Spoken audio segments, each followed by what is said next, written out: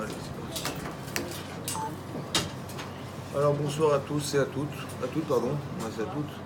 Alors, le cours qu'on a choisi, le thème qui a été choisi, c'est celui de définir notre avodat Hashem. Et ça peut s'exprimer de deux façons, soit par la hirat Hashem, ce qu'on appelle la crainte d'Hashem, soit par la avat Hashem, l'amour d'Hashem.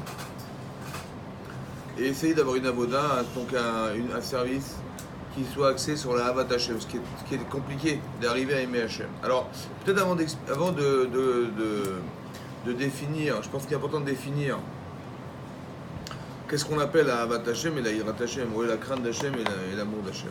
Alors, en fait, a priori, il y a deux sens à la crainte. Ouais. Soit c'est la crainte de la punition, du châtiment, on a peur de ce qui risque de nous arriver. Si on fait une avodat Hashem qui n'est pas cohérente ou qui n'est pas en adéquation avec la Torah, alors on a peur. Voilà, on a peur qu'il va nous arriver des malheurs, on a peur de ce qu'on appelle la hirat haonesh, la peur des châtiments. Ça va? Après, il y a une autre peur, une autre crainte en fait. Ouais. C'est quand on s'est rendu compte un petit peu de ce qu'Hachem nous apporte tous les jours. Alors on a peut-être peur d'autre chose, cette peur de mal agir, de peur de le décevoir. Oui. C'est un peu comme la crainte de ses parents. Ouais, la crainte de sa mère et de son père. Bon, peut-être quand on a 10 ans, on a peur que sa mère le gronde, ça va. Mais quand on a 35 ans ou 40 ans ou 50 ans, sa mère en a 80, on n'a pas peur des fessées, on a peur de décevoir sa mère. Ça va. Donc c'est un autre niveau de crainte. Ça veut dire qu'on a tellement d'estime pour ses parents qu'on a peur d'une chose, laquelle c'est de décevoir ses parents ou de mal agir vis-à-vis d'eux ou de les vexer ou de... Donc c'est ce qu'on appelle la hirat haromemut, ça veut dire une ira qui est élevée, qui est au-delà de la crainte première. Donc après, bon, il faut expliquer la notion. Alors peut-être que la première chose, au départ, c'est marqué dans la Torah que Reshit Chochma, les prémices de la connaissance de la Torah, hirat Hashem, c'est de craindre Hashem. Les prémices, c'est la ira. Alors qu'est-ce qu'on appelle la crainte? La crainte, je pense que la crainte du départ, comme avec nos enfants ou avec qui que ce soit, on a besoin de créer des limites. Ça va? Ça veut dire que ça tu peux plus faire. Ça va, c'est fini, tu arrêtes. Donc la peur de ça, la peur de transgresser la limite, et c'est une peur corporelle qui peut être une peur corporelle, ouais, qui nous apprend à délimiter ce qu'on a le droit de faire et ce qu'on ne peut plus faire. Et on n'a plus la liberté de faire certaines choses, et donc il y a des lois. Il y a des lois, il y a des châtiments, il y a des punitions, il y a des amendes, il y a même la prison. Voilà, et pour ça, on est capable de déterminer... ça manque pas d'air quand même. Hein. Ça déterminer les limites. Ça va. Donc la crainte de la punition, c'est de savoir quelles sont les frontières qu'on ne peut plus transgresser, les limites qu'on ne peut plus franchir. Ça, c'est la peur. Donc j'ai peur de ce qui va se passer. Et cette limite, elle est importante. Pourquoi? C'est ce qu'on appelle la Reshit Chochma, les prémices de la connaissance. Parce qu'au départ, on ne sait pas au départ. Donc il faut savoir définir dans quel espace je vais m'épanouir. Alors on met des frontières. Les frontières, c'est l'interdiction. Oui, vous comprendrez que derrière un interdit, oui, c'est pas que la Torah elle veut nous interdire des choses, c'est simplement d'expliquer des limites qu'on ne peut pas franchir parce que vous vous rendrez compte que tout ce qui est interdit n'a pas d'avenir. Tout ce qu'on n'a pas le droit de faire dans la Torah n'a pas d'avenir. On ne peut pas vivre sereinement dans tout ce qui est interdit par la Torah. Pourquoi? Parce qu'Hachem nous a créés, ça va. Donc on part du principe qu'Hachem existe, qu'Hachem nous a créé, et nous a expliqué, en fonction de cette dualité qui est en soi, qui est à la fois, on a un corps et une neshama, qu'il y a des limites à ne pas franchir, et c'est cette frontière-là qui nous permettra de définir l'endroit où on va s'épanouir. Ça va? C'est-à-dire que tu peux pas aller là-bas, tu peux pas faire ça, tu peux pas faire ça, donc essaie de comprendre quelles sont tes frontières, et dans cet espace, tu vas t'épanouir. Donc la ira n'a de sens que la crainte de la faute, ou la crainte de la punition n'a de sens que pour délimiter. Tu as compris? Vous allez dire il y a des gens, hein, ils vont dire à leurs enfants, écoute, fais attention à ton pantalon, fais attention à tes affaires, ne donne pas ton goûter à tes enfants, à tes copains. Tu les interdis. Ouais. Bon, on sait pertinemment, nous, on est des champions du monde des interdits. C'est-à-dire, on sait très bien expliquer à nos enfants ce qu'il ne faut pas faire. Ça, on est des champions du monde. Ça va? Mais qu'est-ce qu'il faut faire alors? D'accord, ça, je peux pas faire. Ok, je peux faire quoi alors? Vous avez compris? On sait dire aux gens ce qu'il ne faut pas faire. Mais est-ce qu'on sait ce qu'il faut faire?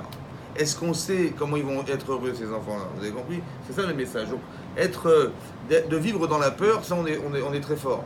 De dire, fais attention à ça, fais attention à ça. Moi, on m'a toujours expliqué, ou si tu fais ça, attention, je vais te dire. Ça, on est des champions, on est très forts dans ce domaine. Mais après, il faut savoir quoi faire. Hein. Ça tu peux pas, ok, mais alors qu'est-ce que tu dois faire dans ta vie? On sait pas, c'est ça qu'on ne sait pas définir. Et c'est ça qui va définir l'amour. Ouais. C'est-à-dire qu'on est capable de pouvoir définir des limites, mais pas forcément s'épanouir de l'intérieur. Donc il y a deux choses à comprendre. Un, c'est la ira, la crainte. Oui, la crainte d'Hachem. Mais pour définir la crainte d'Hachem au départ, je pense qu'il faut d'abord être d'accord de définir Hachem. Ça veut dire définir Hachem. Ça veut dire de donner un sens aux choses.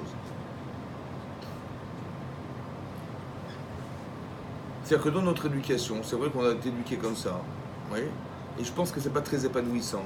C'est toujours de dire fais attention à ce que tu vas faire, fais attention, Hachem il est là, il te regarde. On a l'impression qu'Hachem c'est un professeur d'école, ouais, ou c'est un bourreau qui risque de nous faire mal lorsqu'on fait. C'est comme il a une petite baguette dans les mains, il tue les mouches. Vous avez compris? Il tape sur tout ce qui bouge, voilà, tout ce qu'il fait. Il faut faire attention, Hachem il est là, il va nous taper dessus. Voilà. Et cette éducation là, elle est pas très épanouissante parce que ça donne pas envie de vivre, quoi. Ça donne pas envie on n'est pas joyeuse, on n'est pas heureuse de pratiquer la Torah dans ces conditions-là. Parce que ça fait des gens tout le temps qui ont peur, qui sont attristés, qui vivent avec des probabilités faibles qui peuvent arriver, alors on ne sait jamais. Alors ils disent, ouais, j'ai grandi à Shamaïm, j'ai très peur de ce qui va me passer, mais bon, et on ne peut pas vivre comme ça, on ne peut pas vivre toujours avec la peur dans le ventre, c'est pas possible, vous avez compris. Et même si c'est possible, c'est pas épanouissant, on ne peut pas être une femme heureuse en ayant peur toute la vie.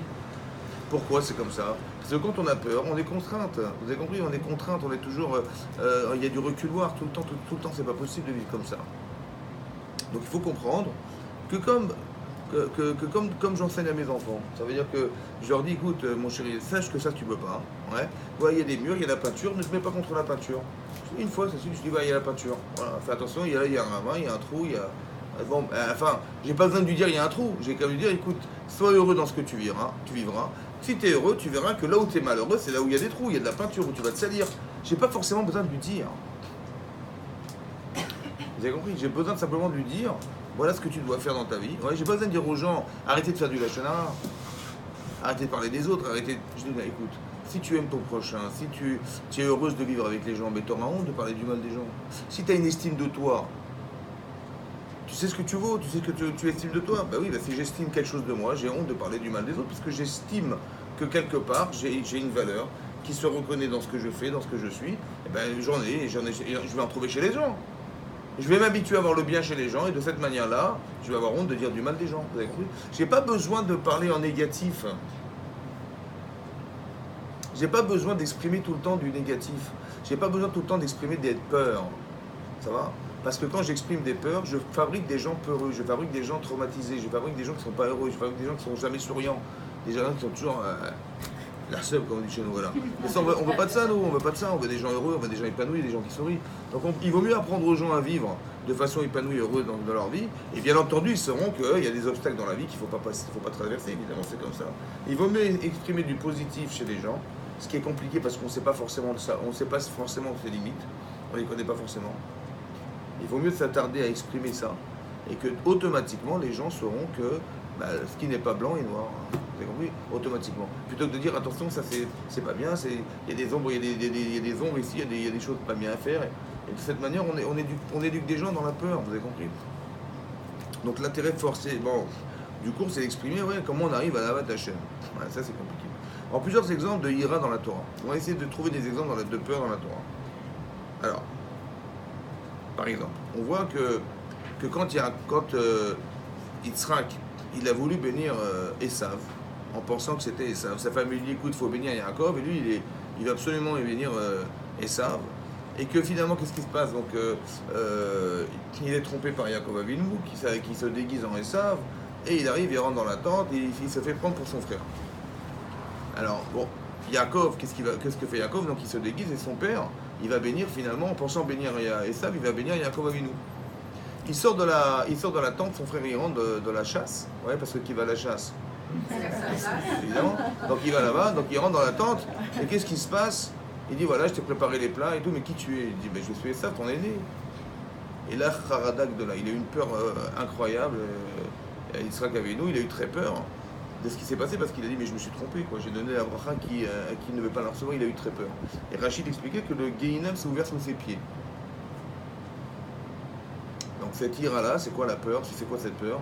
La peur de s'être trompé. Comme si qu'on devait, le premier enseignement, c'est d'avoir peur de se tromper, la peur de rater sa vie, la peur de Vous allez voir, plus que d'avoir peur de la punition, est-ce qu'on a un objectif qui est commun, qui est cohérent avec soi-même et avec Hachem? J'ai peur de ça. J'ai peur de rater ma vie, j'ai peur de rater ma mission, j'ai peur de rater ce qu'Hachem attend de moi, j'ai peur de ça. Et lui, c'est ce qu'il a eu peur. Il a eu peur d'avoir béni le mauvais enfant, de s'être trompé finalement, et que lui, il pensait pertinemment que l'enfant qui devait recevoir le bracha, c'était Esav, et il a eu peur de voir que il s'est trompé. Ça va? Donc la peur de se tromper, c'est important. Ouais. Il y a une autre peur. On voit par exemple Yaakov lorsqu'il a vu Esav arriver avec 400 hommes. Il y a marqué Vayar, Vayetzerlo. Il a eu peur et il était inquiet. Il a eu peur parce qu'il a eu peur de mourir. Vayetzerlo, il a eu peur de tuer. De nouveau, on voit la ira. Ouais, la ira, c'est quoi ici, la ira? Alors c'est important de comprendre pourquoi il faut avoir peur. Et comment ça se lit, ça? Parce que l'enseignement essentiel qu'il faut comprendre dans la vie, quand on dit qu'il n'y a pas de hasard, c'est qu'Hachem nous parle à travers des événements. Mais non. Pour se remettre dans le contexte de Yaakov Avinu, c'est qu'Yaakov, il voit Esav arriver avec 400 hommes. Bon, ben, il dit, ils vont faire ma fête. Bon, c'est pas ça de l'anniversaire, hein, mais il a eu peur quand même. Ils n'ont pas de gâteau, ils n'ont pas de bougie. Il a dit, il y a un problème. Il y a un grand problème. Donc il sait qu'il... Bon, il a compris qu'il allait mourir. Mais qui c'est qui lui a dit qu'il allait mourir? Hein? Ben, c'est Hachem. Quand il voit Esav arriver, qui c'est qui l'envoie Esav? C'est Hachem. Ouais. Ça fait 36 ans qu'il est parti chez ses parents. Et au bout de 36 ans, il retourne chez ses parents, il voit Esav arriver. Ça va? Qu'est-ce qu'il lui dit à Hachem? Il téléphone, il dit allô, Yaakov? Il a eu peur. Il a eu peur de ce message. Il a eu peur de mourir. Et il a eu peur de tuer. Pourquoi il a eu peur de tuer? Parce qu'en vérité, le problème, il n'est pas dans ce qu'on voit. Il n'est pas dans ce qu'on voit. Ce que je vois n'est que le reflet de ce que je suis. Donc si Yaakov il devait disparaître, l'image qu'on lui renvoie, c'est qu'il va disparaître. Donc qu'est-ce qu'il faut faire pour changer l'image? Si ce que je vois n'est que le reflet de ce que je suis, j'envoie une image de ce que je suis. Donc qu'est-ce qu'il faut faire pour changer l'image? À l'inverse, il faut changer soi. Vous savez ce qu'il va faire Yaakov Avinu? Il va se battre contre l'ange d'Esav. Il va se battre contre lui-même, en fait, contre le mauvais penchant de l'homme. Et il va gagner dans ce combat. Et quand il va gagner dans ce combat, qu'est-ce qui va se passer? Esav, il arrive au matin et il l'embrasse. Bizarrement. Imaginez-vous, des gens qui ont été payés pour tuer Yaakov Avinu, ils ont été payés 2000 € chacun, ils sont 400, ça fait pas mal d'argent, ouais. Et qu'est-ce qui se passe? Ils ont été payés pour le tuer, et tout à coup, le chef du groupe, il embrasse son frère. Comment ça fait qu'il l'a embrassé alors qu'il était là pour le tuer? Vous savez pourquoi? Parce que si Yaakov, il a battu son Yetzirah, qui est à l'image de ceux qui le tuent, donc il a gagné. Et bien Esav qui est là pour révéler cette identité-là, et bien il va l'embrasser. Est-ce que vous comprenez que ce que je renvoie, c'est ce que je suis? Ouais. Comme les Israël à Purim. Ouais. Aman, il voulait les tuer. Il a placardé dans tous les 127 provinces qu'on allait tous mourir de 13 Adar. Ils ont fait Teshuvah unanimement. Qu'est-ce qui s'est passé? Vena Fofu, tout s'inverse. Ça veut dire que ceux qui devaient nous pendre ont été pendus par les potences qu'ils avaient préparées pour nous-mêmes. Donc on a très bien compris que ce qui nous arrive est à l'image de ce que nous sommes. C'est ça. Mais c'est ça la Yirat Shamaïm. C'est pas d'avoir peur de ce qui va nous arriver. C'est que la peur qui nous arrive est à la mesure de ce que nous sommes. Si ce que je vois correspond à ce que je suis, alors j'ai peur de moi. J'ai peur de ce qu'on m'a dit. Ça va? Et donc je fais Teshuvah. Et cette Teshuvah permet de corriger la réalité. Parce que la réalité n'est que la représentation de ce que nous sommes. J'ai peur de ça, moi. Vous avez compris? J'ai pas peur d'Hachem. Parce qu'Hachem, il veut comme on vient. Il veut, vous avez compris? C'est cette notion de peur qu'on devrait avoir, c'est-à-dire, quand il nous arrive quelque chose, la chose est un message. Ce qui nous arrive est un message. Par exemple, un exemple très simple. Quand Yosef, il a fait peur à ses frères, quand ils sont arrivés, il dit, vous êtes des espions. Bon, finalement, il dit, je vous crois pas, vous êtes des espions. Bon, écoutez, vous allez acheter de la marchandise, mais en repartant, je vais garder Shimon avec moi en prison, votre frère. Vous pouvez retourner à la maison Mais ne revenez pas, je ne veux pas vous revoir si vous n'avez pas Binyamin. Hein. Si je veux revoir Binyamin ici, vous m'avez dit que vous avez un petit frère. Si vous m'amenez Binyamin, je vous croirai. Donc ça aurait été un bon argument pour vous croire. Mais si vous ne ramenez pas Binyamin, vous ne ramenez pas cet enfant, vous resterez des espions. Bon, il est ok. Donc il a gardé Shimon en prison, en otage, et ils sont partis avec la marchandise qu'ils avaient achetée. Et en retournant au chemin de la Torah, ils ont ouvert les sacoches. Ils ont retrouvé les bourses d'argent qu'ils avaient dû dépenser pour acheter la marchandise. Comme des voleurs. Comme si qu'ils avaient été des voleurs. Ils ont eu peur. Ils ont dit Hachemi manarnu. Nous sommes fauteurs. Il dit peut-être qu'Hachem il nous envoie ça. Pourquoi? Parce que quand Yosef il criait dans le puits au secours, et qu'on est resté indifférent et que finalement on l'a vendu, peut-être cette souffrance qu'on aurait dû avoir, disons que ça ne va pas légitimer le fait qu'on l'ait vendu, mais au moins qu'on aurait dû souffrir la souffrance que Yosef il avait à ce moment-là. Alors Hachem il nous a envoyé cette souffrance en nous faisant croire qu'on était des voleurs. Ça va? Vous avez compris comment ils disaient la réalité, les Shvatim? Ils n'ont pas dit tiens, bizarre, tiens, on a eu de la chance, et Hachem nous a mis de l'argent dans notre sacoche. Non. Maintenant écoutez-moi bien. Comment ça se fait que quand ils ont ouvert les sacoches, ils ont pensé à Yosef? Yosef, il a été vendu il y a 22 ans. 22 ans. C'est long, 22 ans. Est-ce que pendant ces 22 ans, ils ont dit, ah oui, peut-être Yosef, le puits, il a crié. Est-ce que c'est revenu dans leur mémoire, ça? Pendant 22 ans, non. C'est que quand ils ont ouvert les sacoches, ils ont dit, tiens, ils ont vu l'argent, ils ont eu peur, et quand ils ont eu peur, ils ont pensé à Yosef. Mais pourquoi, en ayant peur, on a pensé à Yosef? Pourquoi le châtiment, qui est celui qui est inventé par le fait de voir? Parce que s'ils avaient été rattrapés, ils ont dit, mais vous avez volé la marchandise, l'argent, vous ne l'avez pas payé, vous n'avez pas payé. Oui, ils ont eu peur. Qu'est-ce qu'elle a entraîné, cette peur? Elle a entraîné une conscience. Laquelle? Celle d'avoir fauté et d'avoir pas été soucieux de la souffrance de leurs frères. Ça, c'est un exemple. La ira, ils ont eu peur. Deuxième chose, on voit que finalement, quand ils sont retournés, ils sont revenus avec Binyamin, finalement, ils sont revenus avec Binyamin. Et là-bas, c'est marqué qu'il a dit, excusez-moi, je me suis trompé, je vous pardonne, je m'excuse de ce que j'ai pensé sur vous, vous étiez des espions. Il dit, bon, je les ai invités à manger avec lui, ils ont mangé, ils ont bien mangé, ils ont acheté la marchandise, ils sont repartis. Qu'est-ce qu'il a fait, Yosef? Il a dit à ses soldats, ma coupe, là, vous la remettez dans le sac de cet enfant, là, Binyamin. Ils ont remis la coupe dans le sac, discrètement, et qu'est-ce qu'ils ont fait? Ils sont retournés, ils sont repartis en Israël, ils ont rattrapé, ils ont dit, voilà, il y a quelqu'un qui a volé la coupe du roi ici. Ils ont dit quoi? Mais nous, on n'est pas des voleurs, des chaleurs. Ils ont fouillé partout, ils ont trouvé la coupe dans la sacoche de Binyamin, ils ont dit, voilà, le voleur, c'est lui, on le ramène à la maison. Qu'est-ce que fait Yehuda? Il revient, il intervient pour essayer de sauver son frère. Mais qu'est-ce qu'ils ont dit? Ils ont dit, de toute façon, vous savez, Hachem, il a trouvé ses fauteurs, c'est nous les fauteurs. On va devenir vos esclaves. Pourquoi ils ont dit on va devenir vos esclaves? Parce qu'ils ont très bien compris, tout ce qui leur est arrivé, c'était à cause de avant de Yosef. Ça va? Ils ont dit ce qu'on a fait en fait en le vendant esclave, on va devoir le rattraper, on va nous-mêmes être des esclaves. Pour réparer la faute d'avoir ne pas été sensible à la souffrance de son frère, c'était une chose. Mais la deuxième chose, qu'est-ce qui va expier leur faute? C'est de devenir les esclaves qu'ils ont engendrés chez lui. Et quand ils ont pensé ça, c'est ça la Yirat Shamayim.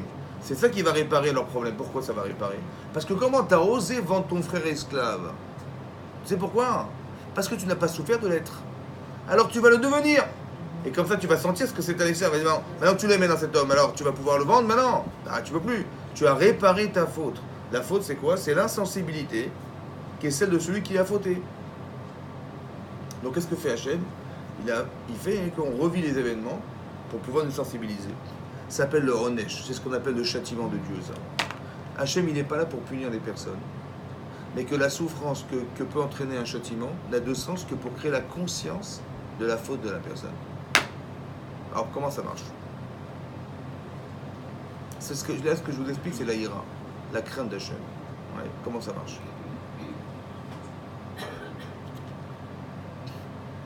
En fait, comme ça, la pensée,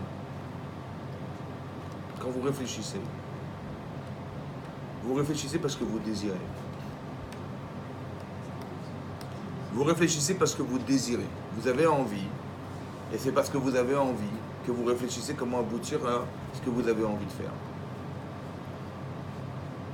C'est ça qui va créer, Mehmet, de l'inconscient chez la personne. Oui. ou bien une forte conscience inverse. Par exemple, quand Yehuda, hein, il va voir son père pleurer d'un enfant qui n'est pas mort finalement. Parce qu'on a prétexté Yosef était mort, mais il n'est pas mort. On a pris la tunique, on l'a aspergé de sang, on dit voilà, papa reconnaît la tunique de ton fils, il va dire il est mort, Yosef est mort. Ouais. Maintenant, Yehuda, il sait pertinemment qu'il n'est pas mort. Et il voit son père pleurer alors qu'il porte le deuil d'un enfant qui n'est pas mort. Qu'est-ce que vous auriez fait, vous? Je dis, on a fait une gaffe. Ouais. Parce qu'on a été faire une bêtise pareille, de lui faire croire qu'il était mort. Les frères, ils ont été sensibles, mais Yehuda n'a pas été sensible, et il est parti. Ça va? Pourquoi il n'est pas sensible? Qu'est-ce qui crée l'insensibilité? Hein? Mais pourquoi? L'intérêt. L'intérêt de quoi? Voilà. Parce que Yosef, il a rêvé qu'il allait être roi d'Israël. C'est ça qu'ils ont compris. Il a dit, j'ai rêvé, vous étiez des étoiles, vous allez vous prosterner à vous, à moi, et même mon père et ma mère, ils se prosternent à moi. Il dit, comment ça, tu oses penser une chose pareille? Mais même Yehuda, qui est censé être le roi d'Israël, il va se prosterner à moi, mais donc tu veux dire, tu vas créer un schisme dans le clan d'Israël. Il y aura Yosef et Yehuda. Pas possible. Donc ils ont décidé de le voir. Maintenant, qui c'est qui est l'acteur essentiel de cette histoire? C'est Yehuda. C'est lui qui décide tout ça. Vous avez compris? Pourquoi c'est lui? Parce que celui qui doit être au roi d'Israël, c'est lui. Or, celui qui va prendre sa place, c'est Yosef. Je n'ai pas envie d'imaginer, dit Yehuda, que Yosef prendra ma place, soit parce que c'est moi qui vais être le roi d'Israël, ça fait partie, soit que ça ne m'intéresse pas qu'il soit lui le roi d'Israël. Ça va? Donc l'intérêt que j'ai, profond, c'est d'être le roi d'Israël. Le problème, c'est qu'il est en faute, Yosef, Yehuda. Parce que même si tu as raison, on ne fait pas une chose pareille. Il n'a pas la hirat shamim de se dire, attends, j'ai peut-être me trompé, je vais aller voir mon père, je vais lui demander. Non, il ne va pas demander. Pourquoi c'est comme ça? Parce qu'écoutez-moi bien. Je n'ai pas envie de savoir. Parce que si je sais que je suis en faute, je vais devoir ramener Yosef à la maison, est-ce que je ne peux pas faire? Donc qu'est-ce qui se passe? J'ai envie d'être roi d'Israël, je n'ai pas envie d'amener Yosef à la maison. Donc, je n'ai pas la conscience de ma faute. Parce que mon cerveau, il n'a pas envie de me faire savoir que je suis dans l'erreur. Je ne peux pas réfléchir. Parce que mon désir à moi, oui, mon désir à moi, c'est d'être le roi d'Israël. Or, si je réfléchis à mon erreur, que c'est peut-être Yosef qui a sa place, je vais devoir ramener Yosef à la maison. Mais qui c'est qui va souffrir de tout ça? Qui c'est qui va souffrir de tout ça? C'est moi. Et je n'ai pas envie de souffrir, donc je n'ai pas envie de savoir. C'est ce que j'appelle l'inconscient. Maintenant, la peur de se tromper, ou bien lorsque j'ai reçu une punition qui m'a fait mal, me donne plus envie, comme par exemple, j'avais pas envie de penser que Yosef avait raison, c'est ça qui va permettre de ne pas me rendre compte que Yosef il est en train de crier dans le puits là, vous avez entendu ou pas? Ou bien que je vais me reprocher tous les ans d'avoir vendu Yosef, je peux pas. Parce que inconsciemment, mon cerveau il me protège de la souffrance. Il me dit ne pense pas à Yosef, ça va? Oublie Yosef. Mon cerveau il me dit oublie Yosef. Il veut me protéger mon cerveau. Il ne veut pas me donner envie de me dire peut-être que je me suis trompé. Parce que si j'ai envie de penser que je me suis trompé, je vais en souffrir. Ouais. J'ai pas envie de souffrir. Donc, alors qu'est-ce que fait la souffrance? La souffrance, elle permet de ne plus avoir envie. J'ai ouvert les sacoches, j'ai vu les sacs d'argent, j'ai plus envie de rien. Vous savez pourquoi? Parce que là, je suis en prison. Là. Si on m'attrape, je suis en prison. J'ai plus envie de rien. Et tout à coup, quand j'ai plus envie, Yosef il remonte à la surface. Ce que je devais retenir, qui est la présence de Yosef dans ma vie, elle était retenue par mon désir de ne pas penser à lui. Qu'est-ce qui se passe quand j'ai plus envie? Il n'y a plus de frein. Hop, ça remonte. La hirat shamayim, elle est provoquée par un shem. C'est-à-dire que quand il y a un châtiment qui arrive, c'est qu'un désir de pouvoir permettre à la personne d'être lucide. Il faut arrêter de croire qu'Hachem, il veut nous punir. Ça va? Non. Le seul intérêt, c'est de permettre à la personne d'être lucide. En vérité, il n'y a pas de châtiment. Il n'y a pas de châtiment dans la Torah. Ce qu'on appelle un châtiment, oui, il faut le comprendre comme quelque chose qui va permettre à la personne de faire tchouva. En vérité, au fond de nous-mêmes. Comme par exemple, vous voyez des personnes âgées qui sont malades. Ouais, mais pas du tout religieuses. Hein. Mais pas du tout zéro. Jamais fait ni kippour, ni rien du tout. Ouais. Même on va dire anti-religieux. Et la personne est très très malade. Et qu'est-ce qu'elle dit? Elle dit, écoutez, allez voir des rabbins, demander des bénédictions. On ne sait jamais. Tu parles. Toute ta vie, qu'est-ce qui se peut embêter? Qu'est-ce qui se passe? Tu sais pourquoi? Parce qu'au fond d'elle-même, la personne, elle souffre. Parce que sa neshama, elle avait tellement envie de faire des mitzvot, elle ne peut pas. Parce que monsieur, madame, elle a autre chose à faire dans la vie, vous comprenez. Mais cette souffrance, elle est profonde ou pas? Bien sûr. Quand elle tombe malade, elle a envie de quoi la personne? De rien, de rien. Et quand j'ai plus envie de rien, tout à coup, ça s'estompe, et là, toute la souffrance intérieure, elle remonte. Et là, ça se dit, mais qu'est-ce que j'ai fait de ma vie? Mais peut-être que je me suis trompé. Mais tout à coup, elle devient lucide. Parce que la souffrance, elle permet de fermer. Alors écoutez-moi bien. Vous avez compris ça? Maintenant, d'où ça vient tout ça? Vous avez remarqué une chose bizarre. C'est que vous avez un corps qui est attiré vers le bas. C'est-à-dire, si on peut kiffer sa vie, c'est super. Et vous avez une neshama qui pense qu'il y a une chose, c'est de remonter dans le ciel. On est tiraillé entre le haut et le bas. Qu'est-ce qu'il a fait? Hachem, il a pris une neshama, il l'a mis dans un corps. C'est bizarre, non? Quand on est tiraillé dans la vie, par exemple, on vous dit, tiens, allez, il faut faire une mitzvah, il faut, je sais pas moi, il faut se lever demain matin à 5h du matin pour aller aider quelqu'un à l'amener à l'aéroport. 5h du matin. Hein? On y va ou pas? Un peu dur quand même, hein? Bon. C'est dur ou pas? On a réfléchi, on a dit, bon, ok, on aime la personne, on va y aller. Mais au début, c'est dur, 5h du matin, on y va ou pas? Elle a l'avion qui décolle à 5h. C'est-à-dire, elle n'est pas dormir de la nuit, c'est terminé. Elle décolle à 5h, on y va ou pas? Et c'est le voisin du 14e que vous n'avez jamais vu, il m'a dit tiens, il m'a téléphoné, il m'a dit tiens, si vous pouvez m'accompagner. Ils vont pas te touper celui-là quand même, hein. Il ne veut pas prendre un taxi, il croit que je suis. Bon. On va dire pourquoi c'est dur? Ben, c'est une mitzvah, pourquoi c'est dur? Hein? Vous savez pourquoi? Parce que vous avez un corps. Si je vous enlève votre corps et je vous laisse une neshama, vous y allez l'accompagner, bien sûr. C'est quoi qui m'empêche? Parce qu'il faut se lever, c'est fatigant. C'est qui veut pas en fait? C'est qui nous? Le corps, la nana. C'est votre corps. Ouais. Donc Hachem, il a fait exprès de créer un être contradictoire. Parce que qui c'est qui doit dominer finalement? Vous avez compris? C'est vous qui devez dominer. Mais quand je dis vous, ça veut dire comme ça. Entre le corps et la neshama, il y a l'Yetzara. C'est quoi l'Yetzara? C'est-à-dire quand vous vous posez une question, vous dites, attends, j'y vais ou pas? 5h du matin quand même. Bon, elle vient de quoi la question? Ah oui. Hein? J'ai envie de faire la mitzvah, mais demain matin je travaille moi. Fatigant tout ça, c'est fatigant tout ça. En fait, ça vient du Yetzer. La mauvaise création qui est en moi en fait. Ouais? Le mauvais penchant de l'homme. Mais heureusement je me pose la question quand même, je vais pas y aller comme ça. Pourquoi c'est le mauvais penchant? Parce que ce que je pense est contraire à la mitzvah.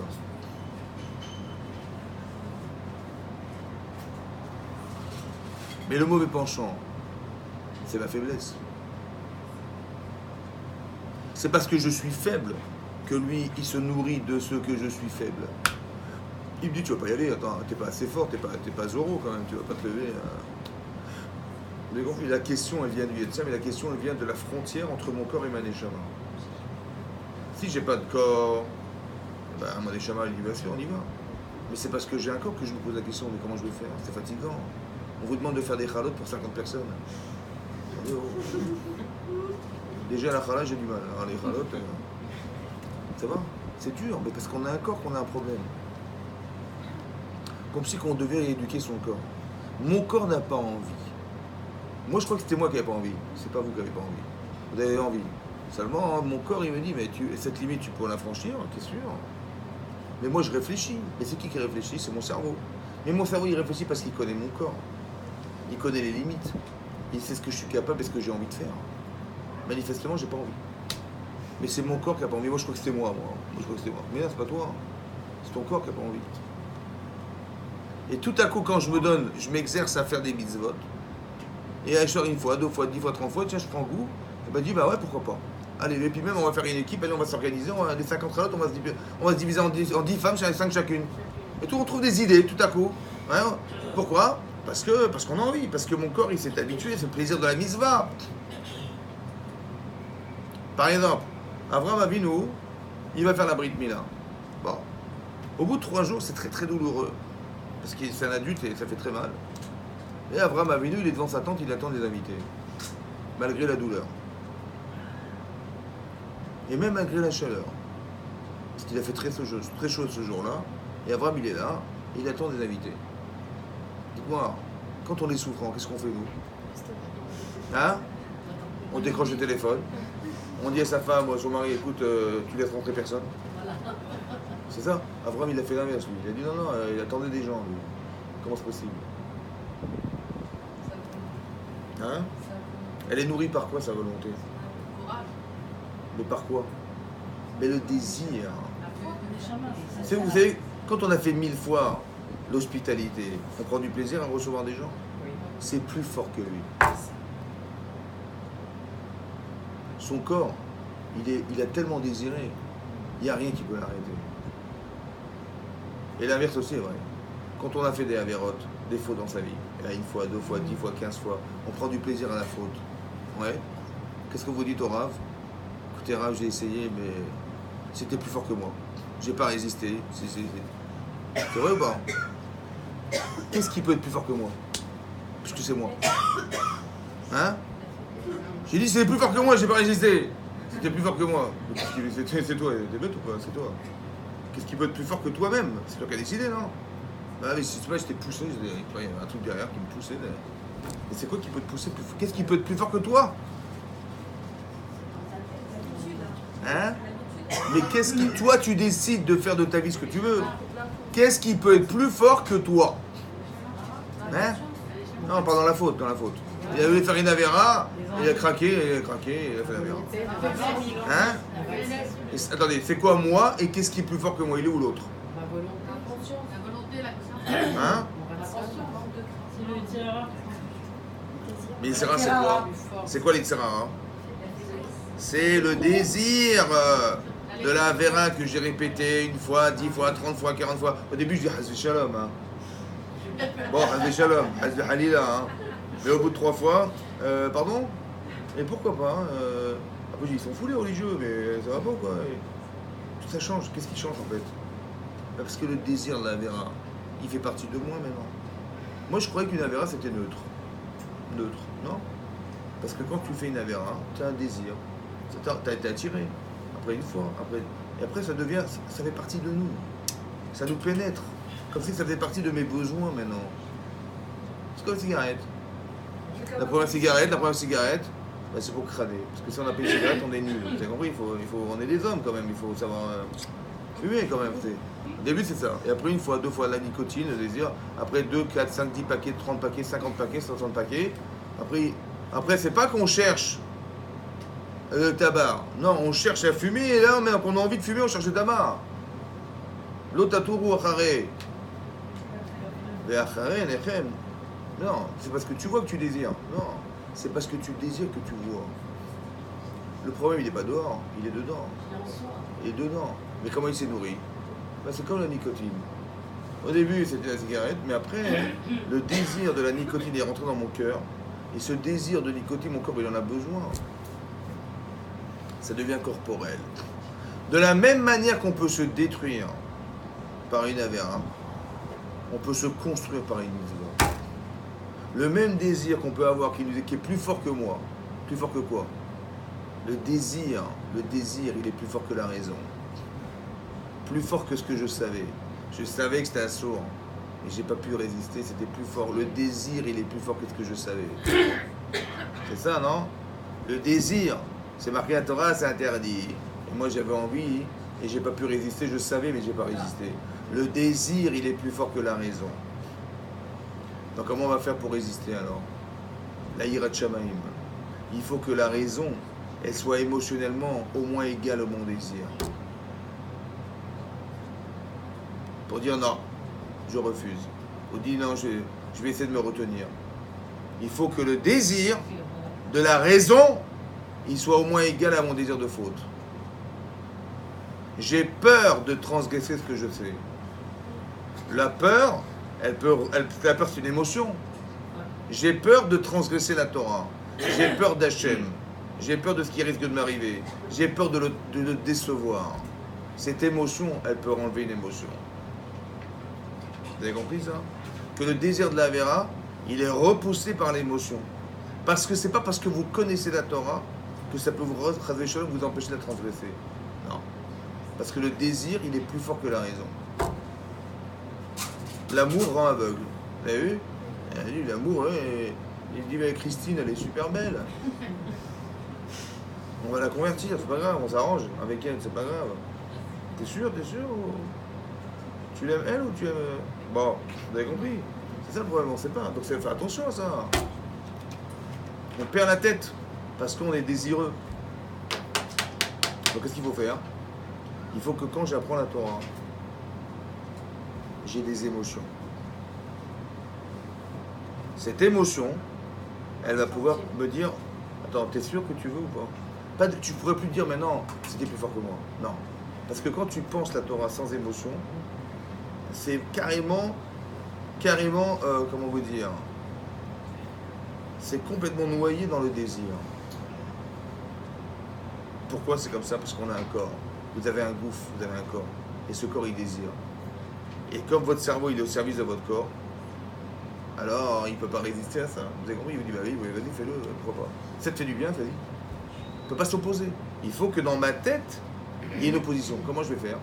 Ben, j'ai la peur, j'ai la crainte d'Hachem.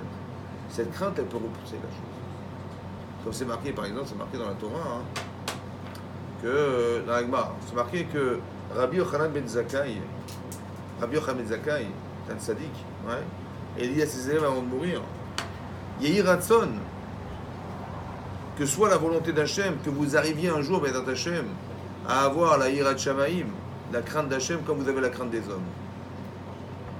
Ils n'ont pas compris, ils ont dit quoi? Il faut avoir peur d'Hachem comme tu as peur de la police. Tu as peur de la police? Ouais. La crainte d'Hachem. Ils ont dit quoi? C'est tout. Adkan, c'est tout. Comme des enfants, quoi. La peur du bâton. Il a dit non. Quand quelqu'un fait Navera, qu'est-ce qu'il espère? Qu'on ne le verra pas. Il dit j'espère qu'il n'y a personne. Ça va? Il n'y a personne? Allez, on y va. Ça va? Je dis mais t'as juste oublié qu'Hachem était là. Alors à l'éveil qu'on arrive à avoir la crainte d'Hachem comme on a peur d'être surprise en train de faire une Navera. Si quelqu'un vous fait une Navera, il ouvre la porte, qu'est-ce que vous faites? Plus rien. Il n'a plus envie. Il n'a plus envie. Comment ça se fait? Comment ça s'est envolé? Non, non, je continue, laisse-moi tranquille. Non, on arrête. Comment ça se fait? Parce que ce que je vois est suffisamment fort, cette émotion que je vois en train d'être surprise en train de faire une Navera, c'est plus fort que ce que j'ai envie. Et donc ça bloque. C'est vrai, ça arrête. À l'éveil, qu'on arrive à avoir peur d'Hachem, la crainte d'Hachem comme d'être vu. Maintenant, comment ça s'explique? Dites-moi, dans votre tête, qu'est-ce qui est plus grand? Hachem, le créateur de la création du monde, ou la personne qui risque de rentrer? Évidemment. Oui ou non? Comment ça se fait que je ne réagis pas à ce que je sais, alors que ce que je sais, c'est plus fort que ce que je vais voir? Hein? Comment ça se fait que je ne réagis pas à ce que je sais? Moi, je sais qu'Hachem, il est au-dessus de tout. Rien. Vous mettez Hachem sur une balance et vous mettez un homme et vous croyez Hachem. Mais comment ça se fait que je ne réagis pas à ce que je sais? Je vois un type arriver, j'ai peur, mais quand j'étais en train de faire la Vera, je ne pense même pas à Hachem. Comment c'est possible? Hein? Alors que je sais que Dieu il est plus que tout, non? Oui, mais peut-être l'ascension quand même. Hein? Comment? Mais vous savez que ça va arriver un jour. Même là, il va m'attraper, j'irai en prison, je ne sais pas, dans 10 ans, peut-être, je sais pas, je vais faire un jugement, on va s'arranger, je vais mettre un peu d'argent de côté. On ne sait pas. Et ça, vous avez peur ou pas? Malgré tout, vous avez peur? Bien sûr. Alors comment ça se fait qu'on a plus peur d'être surprise que d'Hachem? Alors qu'Hachem, il est plus que tout. Mais c'est quoi qu'il faut faire pour avoir la Yirat Shamaïm? Hein? Comment? Quelle place? Quelle place? C'est-à-dire, c'est qu'il faut faire quoi? Dites-moi. Mais attendez, je suis en train de faire un verra, je pense même pas au bon Dieu. Comment ça se fait? Parce que son esprit est plus sur cette caméra. Comment ça se fait alors que je sais que Dieu est plus grand que tout? J'ai peur de quelqu'un qui rentre dans la maison. J'ai peur qu'on m'attrape. Mais comment tu peux avoir peur de quelqu'un qui te rattrape, d'avoir peur d'Hachem? Justement, mais sa sensation peut-être elle est plus forte Mais voilà, mais que la peur de... donc qu'est-ce qu'on apprend de là? Qu'est-ce qu'on apprend d'ici? Créer un sentiment avec Dieu. Ah, Zach, il faut créer un sentiment. Il n'y a qu'un sentiment qui refoule. Vous avez vu, quand j'ai peur d'être surpris, eh ben je m'arrête. On ne sait jamais, il va rentrer, je ne sais pas, j'ai plus envie. Vous avez compris ou pas? Le sentiment, il va refouler un sentiment. j'ai envie de faire une avéra, il est carrément bloqué parce que le sentiment que d'être surprise, il est plus fort que le sentiment de faire une avéra. Laisse tomber. Et bien si j'arrive à créer des sentiments, ça veut dire soit de Hirat Hashem, soit de Ahavat Hashem, d'avoir la crainte d'Hashem, le sentiment. Ça peut être le sentiment de ok, je vais m'arranger au bout de 120 ans, je vais monter le voir là-haut, le bon Dieu. Et me dire alors, qu'est-ce qui s'est passé? J'ai pas compris. Alors, on aurait pu boire la bourre ensemble et tu... Qu'est-ce que tu nous as fait là? Tu nous as fait des massacres. J'ai peur de ça, j'ai peur de ce rendez-vous, moi. Ah bah, cette peur, ça m'empêche de faire des avéros. Ça va? Il faut créer un sentiment. Ou bien il faut écrire, si c'était mes parents, si le bon Dieu c'était mes parents, et que j'ai fait une avéra, et quelle réputation les pauvres, je leur mets. Mais Hachem, c'est coché qu'il y a fortiori, Hachem. Il faut créer des sentiments pour refouler des faux sentiments. Si vous apprenez la Torah de façon culturelle, comme on est des traditionnalistes, comme on a eu l'habitude de faire, on va se faire avaler direct. Ça veut dire qu'il faut être clair que ce que vous construisez comme sentiment émotionnel, c'est ça qui vous construit votre vie. Et quand on va faire une avéra, je sais pas. Par exemple, si vous êtes condé avec votre maman, votre maman, elle est gentille, votre maman, ouais. Bon, une fois, ça n'a pas été, et elle vous a poussé à bout. Ça arrive, non? Bon, est-ce que ça peut vous arriver de lui mettre une baffe? Parce qu'elle vous a poussé à bout. Jamais de la vie, non? Alors, son mari, c'est possible. Il s'arrange. Mais sa mère, c'est impossible. Sa grand-mère, je vous raconte pas. Sa grand-mère, même si elle me dit alors, mais qu'est-ce que tu dis? De quoi tu te mêles? Est-ce que ça vous passe par l'esprit de faire ça? Pourquoi? La tête, l'amour et le respect. Vous avez compris, c'est quoi ça? Vous avez compris? Ça vous traverse même pas l'esprit. Voilà. C'est-à-dire que c'est quoi le remède alors à la faute? Le sentiment. Voilà, tout est dans le sentiment. Vous avez compris ça? Ou la Hirat Shamaim, ou la Ahavat Hashem. J'ai peur de transgresser. J'ai peur de perdre. Par exemple, quand la femme de Potiphar, elle était en train de séduire Yosef. Bon, madame, ça fait 1 an qu'elle se change 3 fois par jour pour le séduire. Bon, elle a du mal. Hein? Une fois, qu'est-ce qui s'est passé? Parce qu'à l'époque, il pratiquait la vodazara, l'idolâtrie. Il devait aller à l'église. Ouais, Et qu'est-ce qu'elle a dit, madame? Son mari dit, bon, on y va, on va à l'église? Il dit, ah, je suis fatigué. Elle a prétexté qu'elle était souffrante. Bon, Yosef, il ne va pas à l'église. Donc elle s'est retrouvée seule avec lui. Et elle était le voir, elle dit, écoute, c'est moi, oh. Non, qu'est-ce qu'il a dit? Qu'est-ce qu'il a dit dans la Torah? Il a dit j'ai peur d'Hachem. Qu'est-ce qu'il a dit dans la Torah? Hein? Dans la Torah. Qu'est-ce qui est marqué dans la Torah? Hein? Qu'est-ce qui est marqué dans la Torah? Hein? La convoitise de ne pas convoiter. Qu'est-ce qu'il a dit? Vous savez ce qu'il a dit ou pas? Hein? J'ai peur de- Comment? C'est pas trompé. J'ai peur Il a dit de Hachem la me regarde. réaction de mon père. Non. Comme ça. Non. Il a même pas parlé de son père. Ni de sa mère. Ni de sa sœur. Ni de ses frères. Alors, qu'est-ce qu'il a... Hein? Vous vous rappelez ou pas? Il a dit comme ça. Il a dit, ton mari, c'est lui, son mari c'était Potiphar, mais son mari c'était un ministre de Pharaon. Il n'était pas un domestique chez Dupont. Il était le domestique d'un ministre de Pharaon. Il a dit, mais tout ce que je suis, c'est grâce à lui aujourd'hui, si je suis là. Il m'a dit, voilà, tu t'occupes de toute ma maison. Il m'a rien caché sauf toi. Il m'a dit, tu t'occupes de tout. Donc il m'a dit, il m'a fait confiance. Et puis moi, je suis un type honnête. Il m'a dit, mais tu touches pas ma femme. Je dis, ok, pas de problème. Il m'a donné ce pouvoir. J'ai de la reconnaissance. Grâce à lui, j'ai toute cette énergie. Et quoi, je vais tromper mon maître. Et après, il a dit, mais de toute façon, on n'a pas le droit de faire un acte adultère. Elle était mariée, il n'a pas le droit d'aller avec elle. Et après, il a dit, Khatati l'Elohim. Les arguments qu'il a donnés, il a dit, mon maître, il m'a mis à cette place. Et grâce à lui, j'ai ce poste. Et etc. Comment je vais tromper il m'a donné tout entre mes mains et tout. Comment je vais tromper la vigilance de mon maître et tout ça, je peux pas. Vous avez compris, je peux pas. Et après, il a dit, je vais fauter vis-à-vis d'Hachem. Il a mis la religion à la fin. Pourquoi? Parce que c'est le plus compliqué, la religion. La religion, c'est Hachem. Hachem, je ne l'ai jamais invité Shabbat. Il est dans les cieux. Tu vois? Mais ce qui est clair, c'est que j'ai de la reconnaissance vis-à-vis de mon maître. Vous avez compris? Qu'est-ce qu'il a fait comme argument? Il a dit comme ça, il a dit, je suis un homme droit et honnête, et il m'a fait confiance, et je suis reconnaissant. Ce sont des émotions. Vous avez compris ça? Maintenant que vous avez développé ces émotions, est-ce que vous pouvez transgresser? Non.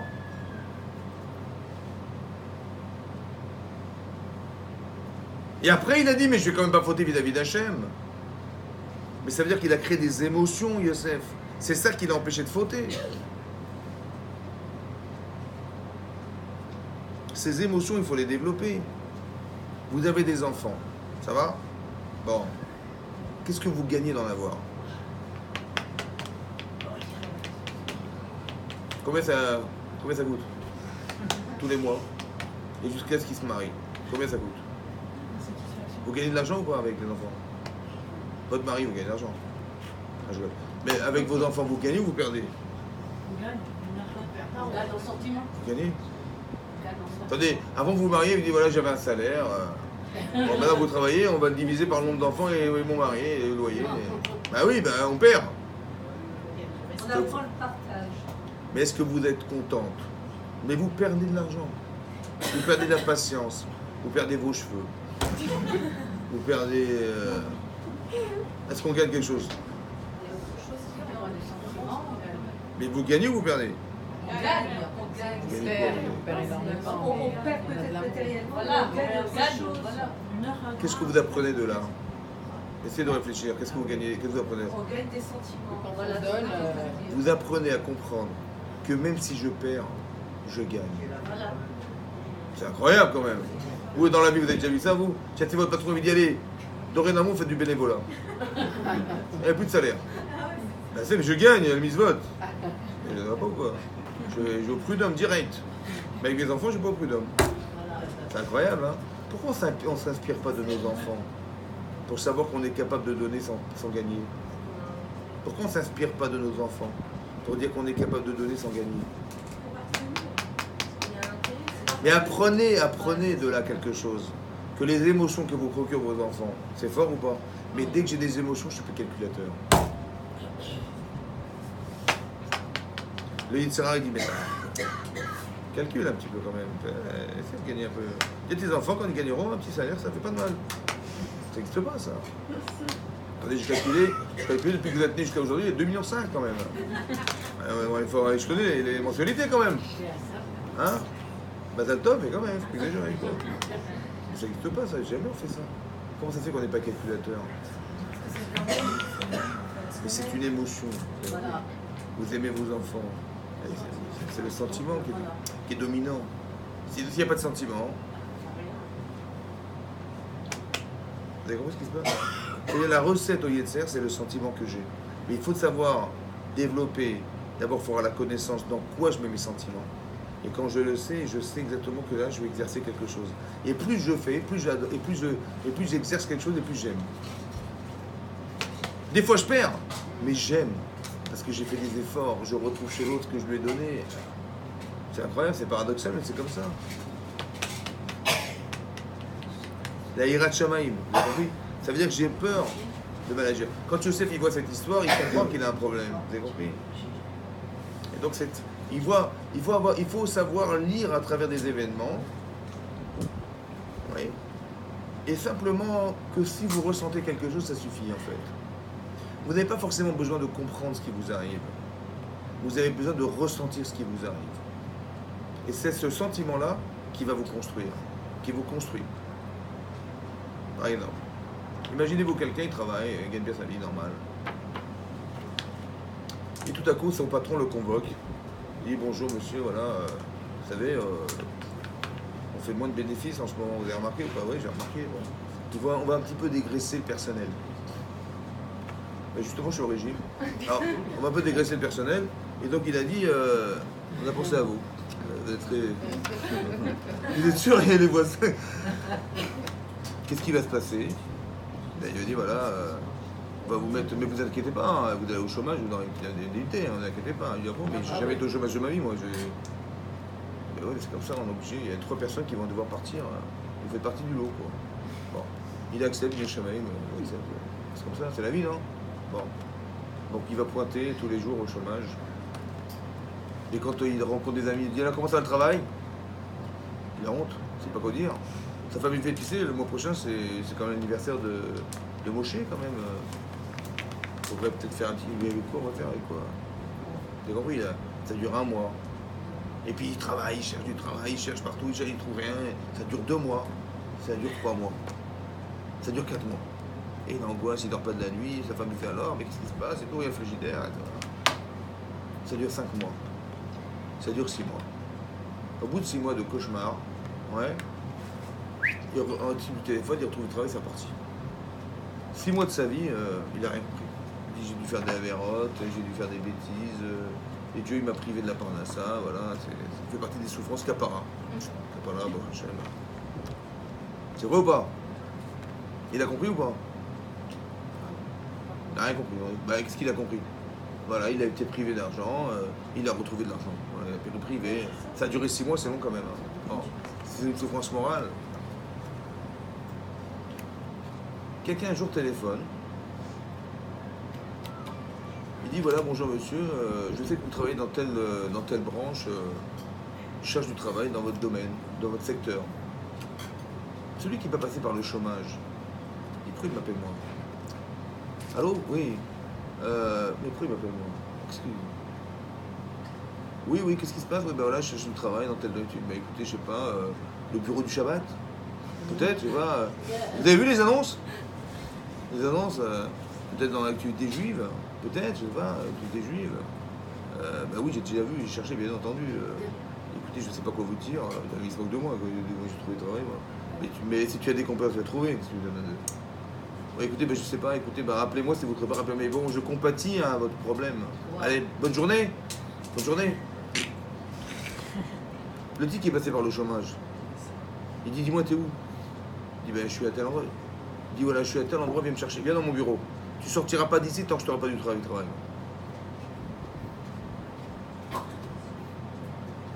Hachem. Quand il a perdu le travail, et quand le monsieur lui a téléphoné, il s'est passé 1 an. Pour Hachem, il s'est passé combien de temps? Pour lui, il s'est passé 1 an. Entre le moment où il perd son travail et le monsieur lui téléphone, il s'est passé 1 an de sa vie. C'est long, hein? Et pour Hachem, il s'est passé combien de temps? Combien? Hachem, il voit la création du monde, il voit la fin des temps à la même seconde. Il n'est pas enfermé dans le temps, Hachem, oui ou non? Donc pour Hachem, il s'est passé combien de temps? Vous avez compris? Écoutez-moi bien maintenant, écoutez-moi bien. En vérité, cette personne-là, elle a une potentialité de faire du bien autour d'elle. Ça veut dire qu'un jour, dans 20 ans, il y a un type qui va lui téléphoner, il va pouvoir permettre, par son chesed, de nourrir une famille. Il a ce mérite. Maintenant, vous êtes Hachem. Vous êtes Hachem. Et vous savez que s'il ne passe pas par le chômage, est-ce qu'il va répondre favorablement à la personne? Qu'est-ce que vous faites? Pour qu'il ait le mérite de la tzedaka qu'il va faire de trouver du travail à cette personne. Qu'est-ce que vous faites? Le mettre au chômage lui-même. Vous le mettez au chômage ou pas? Évidemment. Mais non, vous avez compris ou pas? Vous avez compris qu'Hachem il a fait exprès. Que la hirat shamaim, c'est de comprendre ce qui m'arrive, c'est pour le bien. Que si j'étais sensibilisé, parce que moi j'ai souffert d'être au chômage, moi je sais ce que ça veut dire, moi je sais ce que c'est d'avoir la honte, je sais. Donc quand il m'a téléphoné, tout de suite, on s'est connectés tous les deux. Parce que je comprends sa souffrance. Je dis, où tu te trouves? Vous savez ce qui s'est passé? Il a souffert. Il dit, mais kapara. Voilà, kapara. Mais non, c'est que tu as changé maintenant. Tu es sensible à la personne. Tu es sensible à la difficulté des gens. Tu ressens ce que l'autre il ressent, mais bien sûr. Celui qui va passer par le chômage, il dit, mais je comprends pas, qui me téléphone à moi? Je vais voir là-dedans, moi. Oui, ben, le journal, le téléphone, le journal. Et je ressens pas ce qu'il ressent. Mais si je l'ai senti, oui, c'est ça qu'Hachem voulait faire. Mais ça, je peux le comprendre que si j'ai un peu d'Yirat Shamayim, un peu de conscience qu'Hachem existe, que c'est pas arrivé par hasard, que si ça a été vécu, en vérité, maintenant je sais dorénavant, quand il m'arrive quelque chose, ça va forcément me servir un jour. Vous avez compris ça? Le sentiment que j'ai ressenti, il va forcément me servir un jour. Je sais pas quand, mais j'ai la simcha de ce qui m'arrive. Mais l'être humain, le problème, il est impatient. C'est Yetzer Arafat, ça. Ouais. Eh oui. Ça veut dire qu'il faut faire. Si on sait que dans un an, on va trouver du travail. Vous n'avez rien à savoir maintenant, vous Voilà, savez. c'est ça, non, Écoutez-moi, c'est je ça. sais. L'être humain est impatient. Je sais maintenant, écoutez-moi, je sais. J'ai ressenti quelque chose. C'est sûr et certain que ce que j'ai ressenti m'a construit. Vous le savez maintenant? Ça s'appelle la Yirat Shamayim, ça. Je sais, je crois en Dieu. Mais non, moi, ça peut prendre 20 ans de ma vie, hein. Mais lui, ça a pris une seconde, je sais que c'est comme ça. Je sais qu'il m'a fait vivre ça parce que demain, j'en aurai besoin. Je sais. Donc, et il est où le mal? Ben, j'ai souffert quand même. Parce que le chômage, machin, la honte de ma vie quand même. Ouais, j'ai souffert ou pas? Mais cette souffrance, elle m'a permis de comprendre la souffrance. Donc, c'est pas un mal. Vous avez compris ou pas? Maintenant, je vais intervenir avec toute ma conscience. Mais la mitzvah, je vais la faire 1 milliard de fois mieux que si j'avais pas eu cette conscience. Mais c'est ça qui voulait Hachem. Il faut croire en ça. Il faut croire en ça. C'est ça la Yirat Shamayim. La crainte d'Hachem. La crainte d'Hachem, ça veut dire les vadais que ce qui m'arrive. La crainte, c'est d'avoir au moins le réflexe de penser que c'était lui. Hein? Mais c'est ça qu'il faut comprendre. Hachem, tout ce qu'il fait, c'est de nous construire. Voilà. Même si j'ai pas compris, Mais je l'ai ressenti, j'ai ressenti, ça va me servir un jour. C'est comme ça. C'est ça le tov, le ressenti qu'on peut avoir. Ça, c'est au niveau de la crainte d'Hachem. Au départ, je peux avoir peur d'Hachem, comme j'ai peur de mes parents, qui vont me gronder. Après, j'ai peur d'autre chose. Après, j'ai une conscience. J'ai peur de décevoir mes parents. Vous avez compris? J'ai peur de décevoir le Créateur, avec tout ce qu'il m'a donné. Ça s'appelle la Yirat Shamayim. Maintenant, on va essayer de passer au-dessus de ça. De faire par amour. C'est quoi l'amour d'Hachem? Peut-être que l'amour, il va passer par la reconnaissance. Vous savez, essayez de réfléchir. Voilà. C'est marqué dans la Torah, dans la paracha de Ba'alotecha. Ouais. C'est marqué là-bas qu'Hachem il a demandé à Aaron, à Cohen, d'allumer des flammes sur le candélabre. Il y avait un candélabre dans le Mishkan, et Hachem il a dit à Moshe, va dire à ton frère d'allumer le feu sur le candélabre. Maintenant, là-bas, c'est marqué dans le Midrash Rabbah. Les Bnei Israël ont posé la question suivante.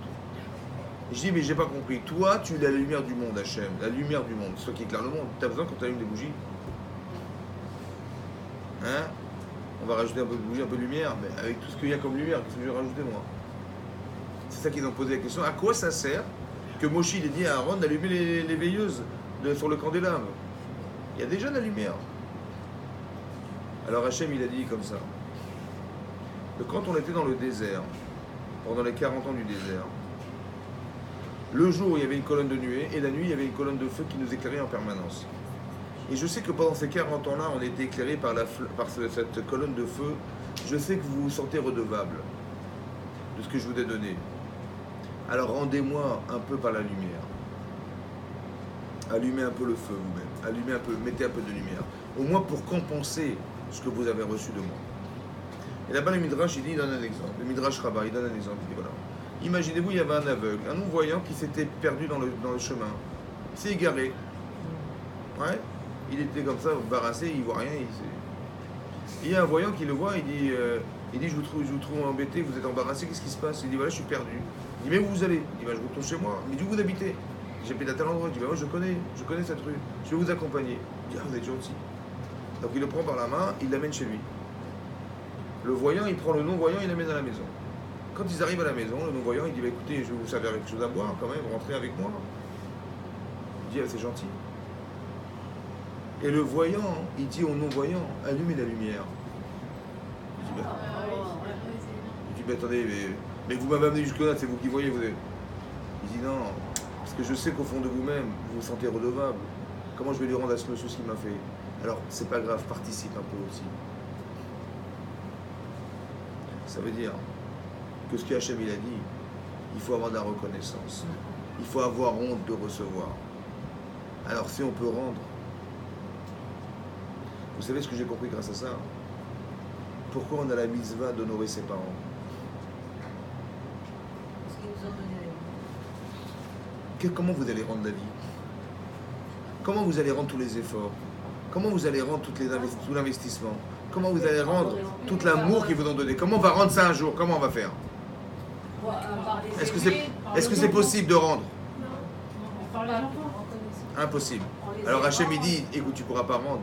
Au moins, un peu de reconnaissance. Faire pour Kibud Avaim. C'est une manière de consoler la conscience qu'on aurait de jamais pouvoir rendre. Il dit, ben, je me rassure en donnant un petit peu de ce que je peux faire. En vérité, ce que je vais donner n'a aucune commune mesure avec ce que j'ai reçu. Mais je suis reconnaissant du bien. Alors je peux rendre. Mais si je ne suis pas reconnaissante, je veux rendre. Je ne peux pas rendre. Vous savez pourquoi j'aime les gens? Parce qu'en vérité, je me sens tellement reconnaissant, je ne sais même pas comment je vais leur rendre.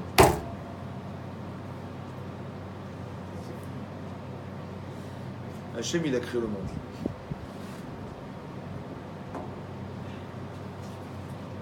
Est-ce qu'il y a une personne dans le monde qui vous ressemble? Hein? Nos enfants, Qui vous ressemble? À l'identique. Ça existe ou pas? C'est marrant quand même, non? Non, mais dans les gestes, c'est pas identique. Voilà. À l'identique. C'est marrant que la Gemara dans sa ride a dit que quand des parents ils engendrent un enfant, c'est marrant que l'enfant il ressemblera jamais complètement comme son père et sa mère. C'est un petit mélange. Mais pourquoi vous prenez un tampon, vous le trempez dans l'encre et vous têtes. Il sera toujours la même marque qui avait son tampon, on va le retrouver sur la feuille. Eh ben non. Comment c'est possible? C'est vrai. Mais est-ce que quelque part, on n'est pas seul au monde? Est-ce que quelque part, puisqu'on est tous différents, on n'est pas comme le premier homme créé sur la Terre, qui était tout seul dans le monde? C'est vrai qu'on est des milliards, mais des milliards d'individus séparément qui ne se ressemblent pas. Est-ce que quelque part, on n'a pas l'impression de se voir tout seul dans le monde et que tout ça, ça a été créé pour nous? Adam Arishon, le premier homme de la création du monde, Hachem, il l'a créé tout seul dans l'univers. Vous savez ce que c'est la taille de l'univers? La taille de l'univers? Hein? Non? 13,7 milliards d'années-lumière. Mais non, la vitesse de la lumière, c'est 300 000 km/s. Ça veut dire que vous faites 300 fois Paris-Marseille en une seconde. Maintenant, on parle de milliards d'années-lumière. Alors, ça, c'est l'univers. Et Hachem, il a mis la Terre dans l'univers. Il a mis un homme sur la Terre dans l'univers. Comment vous trouvez ça? Déjà, la Terre dans l'univers, comment ça vous semble?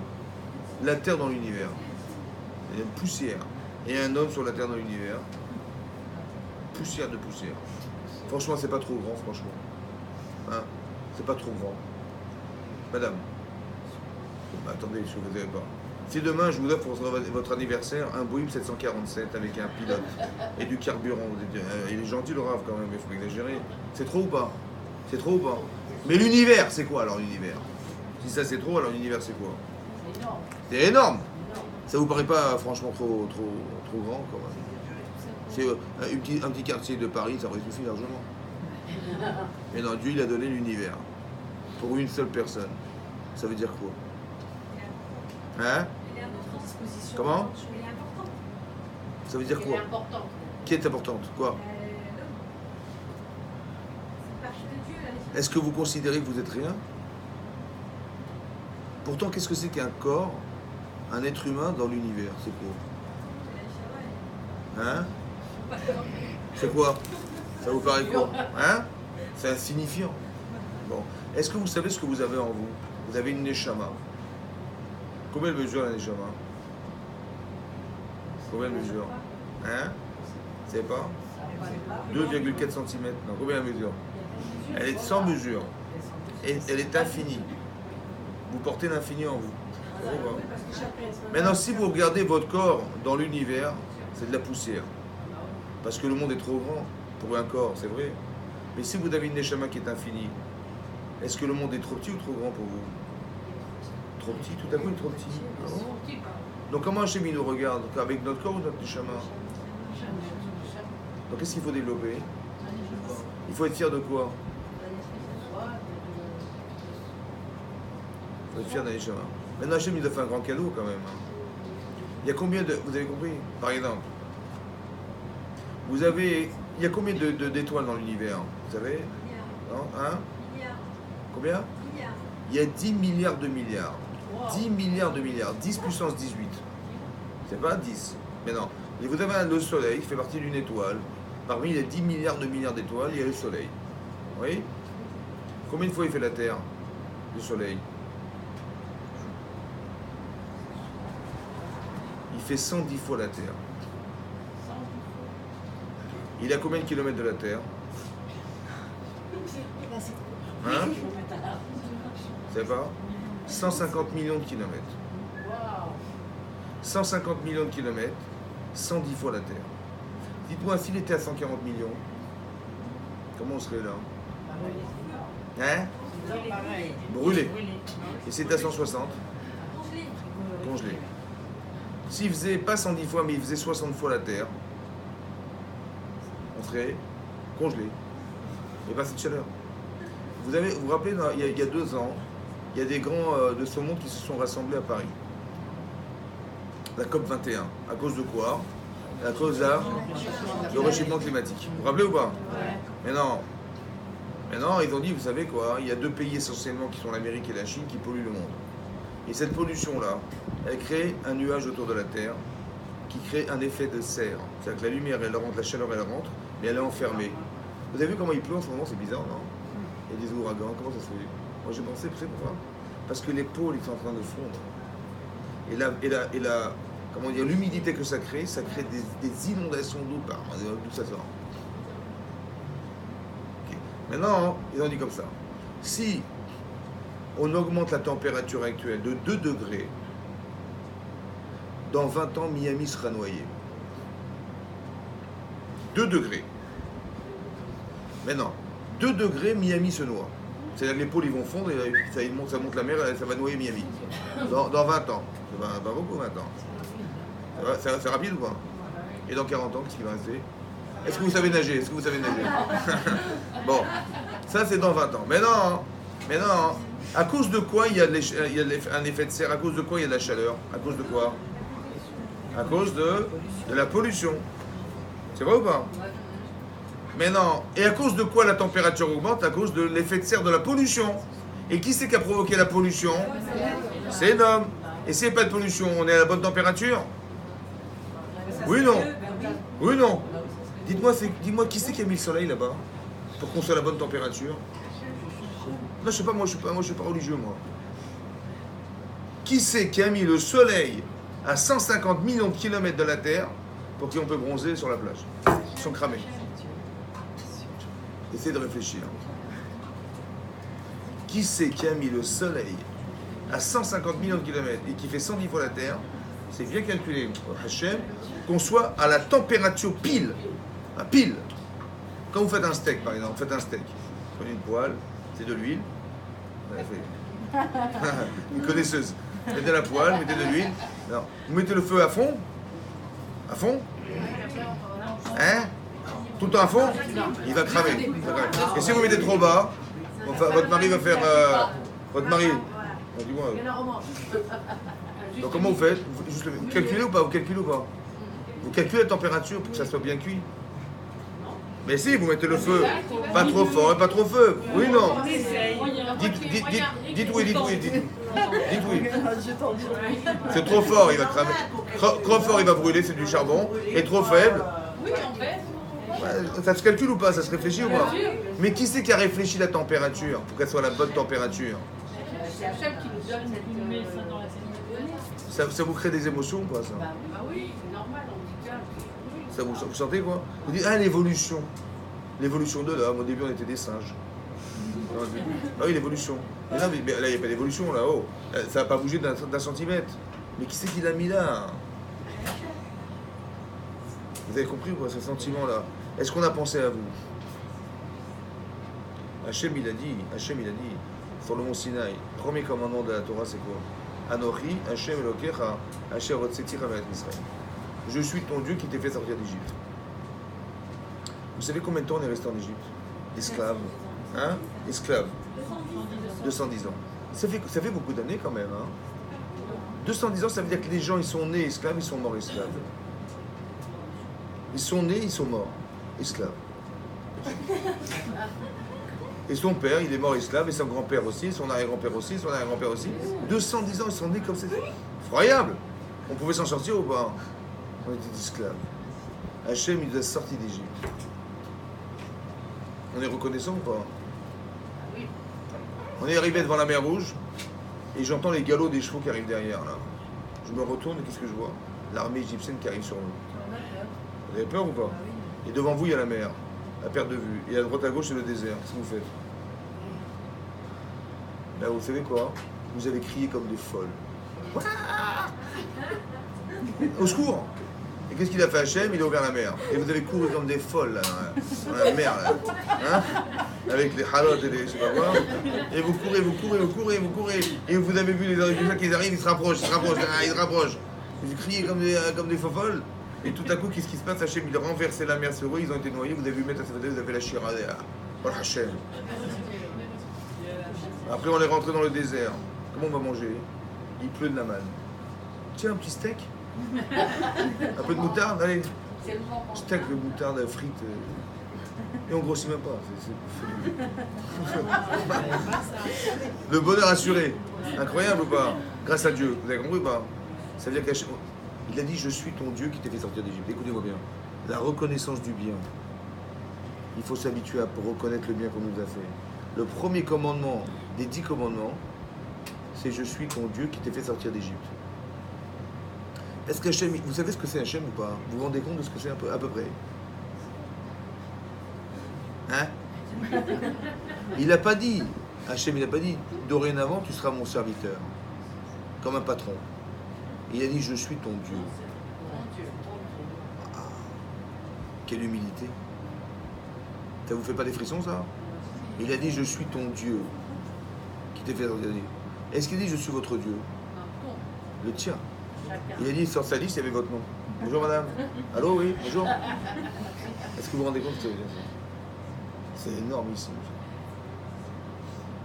Avec tout ce qu'il a fait pour nous, est-ce qu'on n'est pas reconnaissant du bien? Est-ce qu'on peut ne pas l'aimer?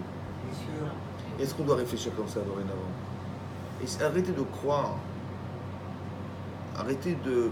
On cherche toujours la petite bête, nous. On cherche toujours à savoir qu'est-ce qu'on va gagner. Essayez de... Vous savez quoi? Le ciel est bleu, il y a un nuage. Il y a un nuage. T'as vu le mur est blanc, t'as vu une petite tache là? On cherche les taches, nous. On cherche les taches. Mais tu vois pas que le mur est blanc. Tu vois pas que ta vie est belle. Tu vois pas qu'Hachem t'aime. Regardez la variété de choses qui existent dans le monde. La variété de poissons, la variété de fruits, la variété de légumes. Mais même nous, avec nos enfants, on n'aurait jamais donné autant que ça. C'est trop.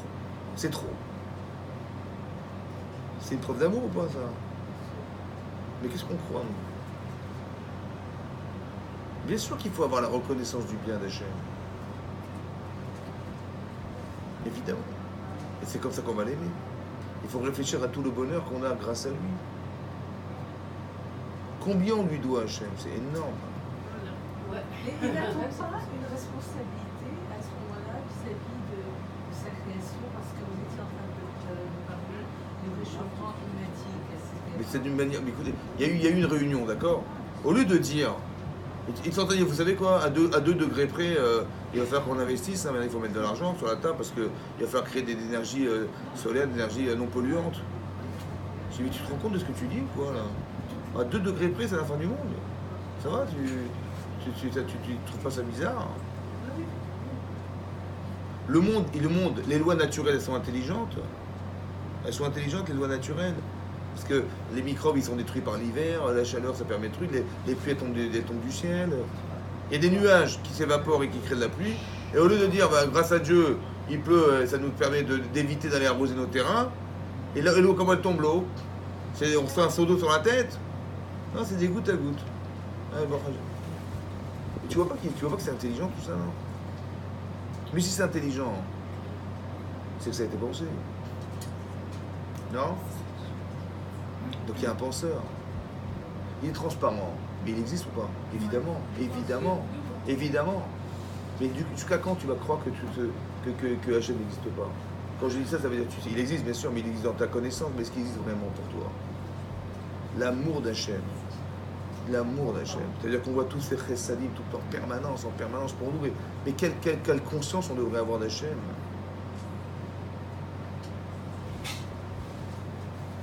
Hachem, quand il nous a sortis d'Égypte, on est arrivé à Shavuot.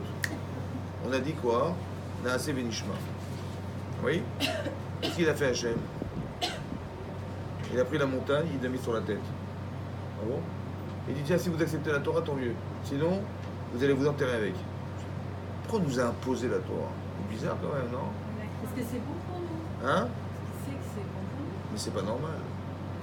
Attendez, si je vous impose, je vous tire les oreilles pour vous faire apprendre des leçons de Torah. Vous direz, ah ben oui, c'est normal, il faut que le rave il tire les oreilles.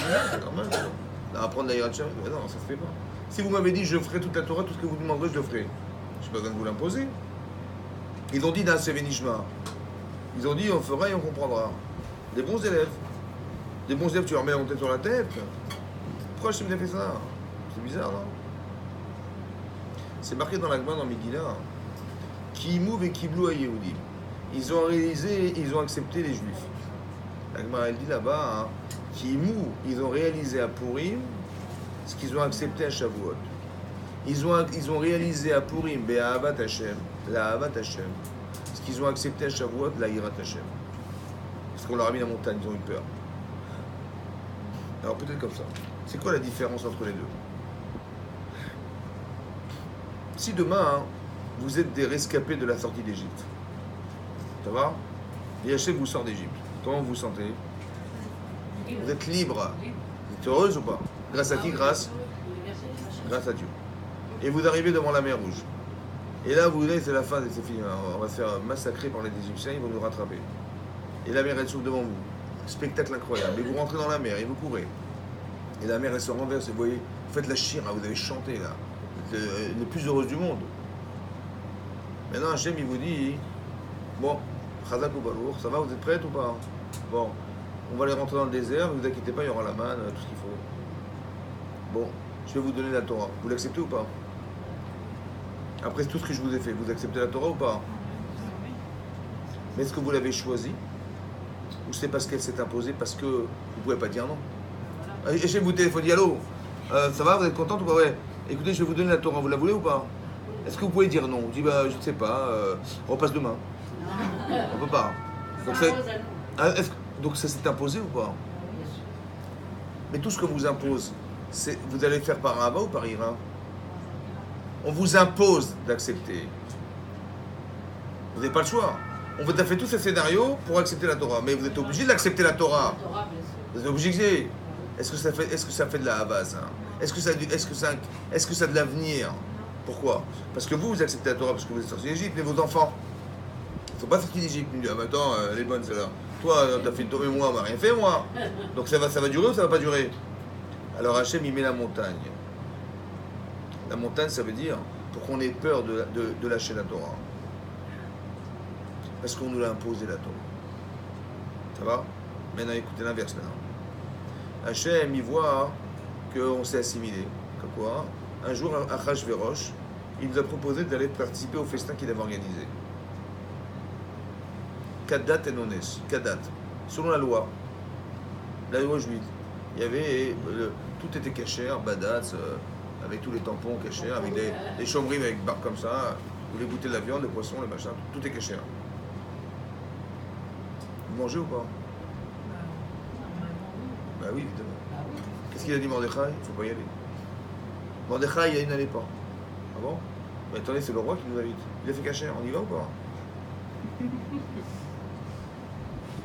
Je crois qu'il est un peu fatigué, Mordechai. Il connaît pas la. Il est pas dans la. Il est trop religieux. Bah oui, il est dans ses livres, il comprend rien. Bon, ils ont été au festin. Qu'est-ce qui n'était pas cachère dans le festin? La nourriture était cachère. Mais qu'est-ce qui n'était pas cachère? La boîte de nuit, elle n'était pas cachère. y avait des danseuses comme ça. Il y avait le vin était caché, hein, mais l'ambiance, l'esprit n'était pas caché. Ça va? On a kiffé de Issour. Maintenant, le roi, il nous a invités. Ah, c'est dur d'échapper à ça, c'est très dur, oui, c'est une grande épreuve. Mais c'est la meilleure manière de s'assimiler. Parce que tu vas profiter de qui a kiffé, cadenassé par le roi, qui t'invite, de profiter de quelque chose d'interdit. Ouais. Dans le mauvais esprit. Maintenant, ils sont assimilés. Qu'est-ce qui se passe? Aman, un jour, il monte au pouvoir, il dit écoutez, il a décrété qu'on allait tous disparaître, le 13 Adar. À cause de quoi? Alors, à cause de ça. Parce qu'on s'assimile. Maintenant, qu'est-ce qui se passe? Bizarrement, Achashverosh, il fait un festin. Il demande à sa femme de se présenter devant le peuple. Madame, elle refuse. Il dit comment ça, elle refuse? Il était pas carré, il était un peu rond. Et qu'est-ce qu'il sait? Il dit mais c'est quoi cet affront? Il n'est pas un tout. Il a décrété, il a demandé, il faut la tuer. Il a tué sa femme. Il a pendu sa femme. Et après, il a regretté sa femme. Après, quand il s'est dessoulé. Mais il a regretté quoi? Hein? Rachidi, il a regretté sa beauté. Il a regretté sa beauté.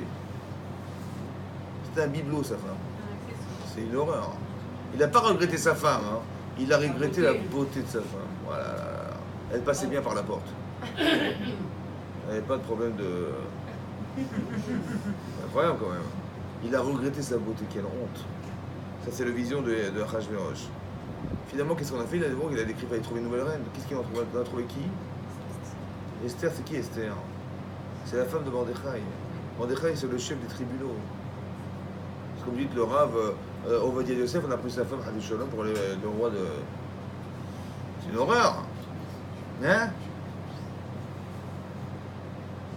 Bizarre, mais une échemaille. Qu'est-ce qu'elle fait là-bas, elle? Bon. Et tout à coup, Aman, il décrète qu'on va tous mourir. Que des faits divers incroyables. Qu'est-ce qu'ils ont décidé, les d'Israël? Il y avait plusieurs solutions. Soit on fait un coup d'État. Soit on dit, Baruch Hashem, la reine, elle est là, Mina Shamim, la reine, elle est là, on va s'appuyer sur elle. On va créer un nouveau parti politique, je ne sais pas ce qu'on va faire. Ouais. On aurait pu faire ça ou pas? Qu'est-ce qu'on a décidé? Hein? On a décidé unanimement de faire Teshuvah. On a compris que la faute était nous, en fait. C'est parce qu'on a participé au festin d'Achashverosh. Vena Afochu. Ça veut dire que quoi? Que, comment elle s'appelle? Que Esther, un jour, elle a dit à Mordechai, tu sais, Mordechai, il a dit à sa femme, il y a deux personnes qui complotent contre le roi, qui veulent l'assassiner, l'empoisonner. Elle dit, ah bon? Elle a été dire au roi, au nom de Mordechai. Elle dit, cet homme Mordechai, il m'a dit de vous dire qu'il y a deux personnes qui complotent contre vous, Bigtan Vateresh, qui complotent contre vous pour vous assassiner. Il dit, ah bon? On a fait une enquête, c'est avéré juste. Et donc on a pendu ces hommes, et on a marqué dans le livre des chroniques, il y a un monsieur Mordechai, et un jour il a sauvé nos rois. Ça va?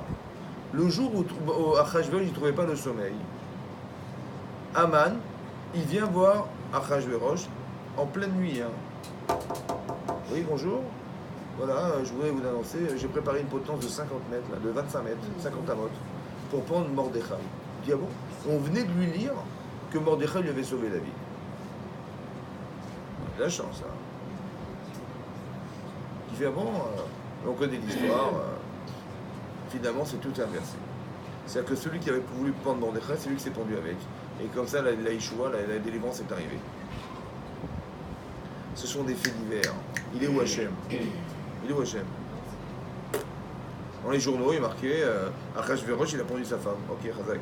Après, Esther Amalka, dans les journaux, c'est marqué, elle est devenue la reine de Perse. Après, Aman, il a décrété qu'on va tous mourir. Des faits divers. Vous avez compris quelque chose ou pas? On n'a rien compris. Mais en fin de compte, on a compris. En fin de compte, on a compris que si Esther n'était pas là, et c'est etc., on n'aurait jamais pu s'en sortir. Vous avez compris ou pas? Est-ce qu'Hachem, il s'est dévoilé à nous? Est-ce qu'Hachem, il s'est imposé sur nous? Non. En vérité, il m'a laissé le choix d'accepter qu'il existait.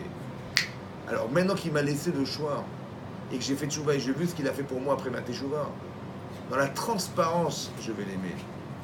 Quand Hachem s'impose à nous, on ne peut pas l'aimer parce qu'il s'impose. Mais quand il est transparent, Hachem, et c'est toi qui as décidé qu'il existait, Et c'est toi qui as fait tes chouvas et c'est toi qui as vu qui t'a sauvé la vie. Tu l'as vu? Alors tu reconnais le bien et là tu vas l'aimer. Parce qu'il t'a laissé choisir. On n'aimera jamais les gens qui s'imposent à nous. Mais on aimera les gens qui nous ont laissé le choix de décider. Faire attention à ça. Parce que quand nos enfants, on leur impose, parce que nous, on sait la vérité. Un jour, vous savez ce qui va se passer. Il risque de vous dire, mais c'est toi qui as décidé. C'est pas moi qui ai décidé. Il faut inviter les gens à décider par eux-mêmes et pas leur imposer des choses. Regardez, écoutez-moi bien ce que je vais vous dire. Écoutez-moi bien. Abraham et Sarah, ils habitaient en Israël. Il y a eu la famine en Israël. Ils n'allaient pas mourir de faim et de soif quand même. Qu'est-ce qu'ils ont décidé? Ils ont décidé de partir d'Israël. Ce qui est dur parce qu'Hachem il leur a donné la mise d'aller en Israël. Ils ont été où? En Égypte. Ils arrivent là-bas et il regarde sa femme Abraham, il dit mais t'es belle, dis-moi. J'avais oublié. Et là-bas, on va arriver là-bas, ils vont te tuer, ils vont me tuer pour te prendre. Ouais. Je vais quand même pas mourir à cause de toi quand même. Ah oui. On a failli mourir de faim et de soif. Je vais pas quand même mourir parce que ma femme elle est belle. Bon, qu'est-ce qu'il va dire Abraham à sa femme? Hein? J'espère que tu vas dire que t'es ma soeur. Pas que t'es. Ouais, bah oui, attendez, je vais quand même pas mourir à cause de toi, non? C'est comme ça qu'il a dit? Il a dit Imrina achotiat. Imrina, je t'en prie, dis-leur que tu es ma soeur. Comme ça, ils vont me faire du bien et ils me sauveront grâce à toi. Je t'en prie, dis-leur. Pourquoi il dit je t'en prie? Il va mourir, mais je t'en prie. Hein? Tu sais pourquoi? Il a invité à dire à sa femme. On impose. Il va mourir, Abraham. Hein? Il va surtout pas lui imposer. Tu sais pourquoi? Parce que elle va faire une mitzvah. Mais si je lui impose, je suis bête. Parce qu'elle va faire par Yirat Shamaïm. Mais je veux pas qu'elle ait Yirat Shamaïm, je veux pas qu'elle ait peur de moi. Je veux qu'elle ait peur, elle ait envie de le faire pour moi. Alors je t'invite à faire. Imrina. Qu'est-ce qu'elle a dit à sa femme? Quand elle a entendu derrière la porte qu'elle allait tomber enceinte, Sarah. Qu'est-ce qu'elle a dit? Elle a rigolé. Elle a dit Adoni Zaken. Adoni, ça veut quoi Adoni? Adoni. Mon Seigneur, mon maître. Oh. Mon Seigneur. Son mari, c'est son maître. C'est mon Adoni, mon maître. Comme dit Hachem, Adon. Le maître du monde. Elle voyait son mari comme le. Vous avez compris? Le respect, ça amène l'amour. Mais quand c'est pas imposé. Quand c'est imposé, ça veut créer de la crainte. Et on prend la montagne, on met sur la tête. Pourquoi ça crainte? Parce que j'ai pas choisi, on m'a imposé. Parce que Hachem, il est venu, il a fait des miracles extraordinaires. Et évidemment qu'il existe. Mais quand Hachem, il s'impose par des miracles, je ne peux avoir que la Yirat Hachem, parce que je reconnais. J'ai pas choisi Hachem, il s'est montré, il a ouvert la rideau, il dit, je suis là. Donc je ne peux pas renier qu'il est là. Mais il faut qu'on arrive à le reconnaître soi-même. Esther, la Megillat Esther. Megillat Esther, c'est le rouleau d'Esther. Mais Megillat Esther, c'est le dévoilement de ce qui est caché. Il faut arriver à comprendre que Historia, en hébreu, Historia, c'est l'histoire. Mais Historia, c'est Esther Hachem. Hachem, il se cache dans l'histoire. C'est vous qui allez voir. C'est vous qui allez décider. Et c'est parce que vous avez vu et qu'Hachem il vous a répondu quand vous avez prié, vous avez répondu que vous avez aimé. Et ce sentiment-là, quand on est arrivé à Pourim et on a été sauvé parce qu'on a fait Teshuvah et qu'Hachem nous a sauvé la vie, on peut que l'aimer. Parce qu'il nous a permis d'accéder à ça. C'est lui qui nous a invités à le faire. Et on arrive à la Havat Hachem. C'est ça qu'il faut faire. C'est d'apprendre la Torah, d'avoir la bonne vision des choses, de voir qu'il n'y a pas de mal dans la vie. Que même si c'est difficile, c'est le problème de l'adaptation qui est dur. C'est comme la première fois que vous avez fait des chalotes. Ben, j'ai peur, je vais réussir ou pas? Et ben je les ai ratés. Ah les boules. Ben, c'est dur, hein, mon mari qui va m'engueuler. Ouais. Bon, mais ça fait partie de l'expérience. Mais c'est pas grave, c'est la première fois, c'est le début, c'est normal. Mais j'ai pas peur parce que je sais que c'est la première fois. Et c'est l'adaptation qui est dure. C'est ça que la souffrance, elle vient de l'inadaptation. Mais quand je vais le faire une fois, 10 fois, 30 fois, après mon mari va dire il fait quand les chalotes. Vous avez compris? Donc c'est-à-dire qu'on arrive à un bonheur quand on s'adapte aux choses. Et ça prend du temps. Il faut pas. Le mal n'existe pas. C'est l'appréhension qui est difficile à comprendre. Mais le mal n'existe pas. La Yirat Hachem, c'est un moyen de basculer sur la conscience d'Hachem. Et la Havat Hachem, c'est le summum de ce qu'on peut atteindre par la reconnaissance du bien qu'on nous fait tous les jours. Donc pour arriver à avoir l'amour d'Hachem, ben, il faut reconnaître le bien qu'on nous fait. Vous avez compris? Quand vous mettez sur une balance, essayez d'écrire tout le bien qu'on vous fait et tout le mal qu'on vous fait. Vous allez voir la proportion extraordinaire qu'il y a de la différence. Hachem, il a créé le monde, il a créé la nourriture et les remèdes comme par hasard. Que tous les remèdes à toutes les maladies sont dans le monde, et tous les remèdes à la survie de l'homme, elles sont dans le monde. Voilà, et non, il a de la chance quand même. Avec un Big Bang, je vous rappelle. Quand même, c'est une explosion, et voilà ce qu'il y a eu. C'est comme le Rav Dessler, il dit, vous savez quoi? Il y a eu une explosion dans une imprimerie, il y avait de la colle, il y avait du papier, il y avait de l'encre, il y avait des lettres, il y avait du carton, il y avait des fils, il y avait tout ça, et ça a explosé. Et dans les gravats de l'explosion, on a poussé les pierres, on a sorti un chumash. Franchement, pas extraordinaire, franchement. Et j'ai ouvert la page, j'ai eu Ben Chetrit, Baray Elohim et Hachem. J'ai eu Bereshit, tu vois. Avec les petits rouges Rachid, toute ça a giclé. C'est beau, hein? Bon, comment c'est possible? Mais c'est que Hachem. C'est Hachem. Et quand vous voyez ça, vous dites, mais avec tout ce que ça contient, mais c'est beau la nature. C'est magnifique. Vous voyez des fleurs, c'est beau, quoi. Mais même pour les dessiner, j'arrive pas. Il a créé comme ça. Alors, c'est beau, mais c'est pour le bien-être de l'être humain. Il faut voir le bien, il faut voir le côté agréable, il faut voir le côté. C'est ça qu'on doit développer. Et quand on voit ça, on peut que aimer Hachem. Mais bien sûr, tout ce qui m'arrive, que l'aimer. C'est ça qu'il faut d'arriver à la Havat Hachem, c'est ça. Il faut développer un sentiment d'amour. Et ça, c'est que parce qu'on voit toutes les bonnes intentions qui sont cachées derrière. Vous avez compris? Si votre mari, au moindre, il vous comprend tellement bien qu'au moindre, il vous devance dans vos besoins. Vous allez aimer votre mari ou pas? Mais Hachem, il a devancé avant que vous naissiez, il était déjà là. Et avant que vous naissiez, il avait déjà prévu tout ce que vous avez besoin d'avoir. C'est une preuve d'amour, évidemment, c'est comme ça. C'est ça qu'il faut réfléchir. Comme ça, dans ce sens, il faut réfléchir. Et c'est comme ça qu'après, on se donne l'obligation, par amour, de faire la Avodat Hachem. Est-ce que je peux me refuser maintenant? Impossible.